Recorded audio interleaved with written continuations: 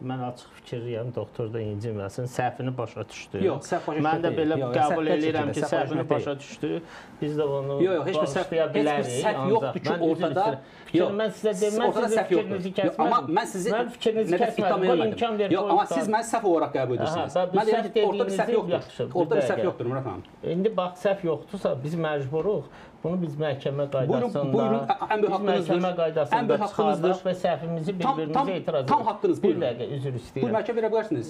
Burada hər hansı məhkəmə bir durum yoxdur və mən də vurğulayıram. Siz məni səhv olaraq deyirsiniz, amma mən sizə fikrimi çatdırıram. Sizə mən səhv olaraq deyirsiniz, doktor səhvini qəbul edir. Doktor hər hansı bir şeydə bir səhv yoxdur. Mürvət müəllim, siz məhkəmə deyirsiniz. Doktorum, səhv dediyimiz nədir? Bir həftə bundan qabaq, eyni vaxtda, eyni zamanda bu studiyada dediyiniz fikrin bugün əleyhinə danışırıq. Mən də onun səbəbini izah edirəm. Əleyhinə danışırıq. Onun səbəbini izah eləyirsiniz ki, internet kəsilirdi, nə edirdi, amma orada internet kəsilmir. Yəni demək istəyirəm ki, burada mən sülhə çəkirəm. Yəni insan məndən yaşda da kiçiksiz.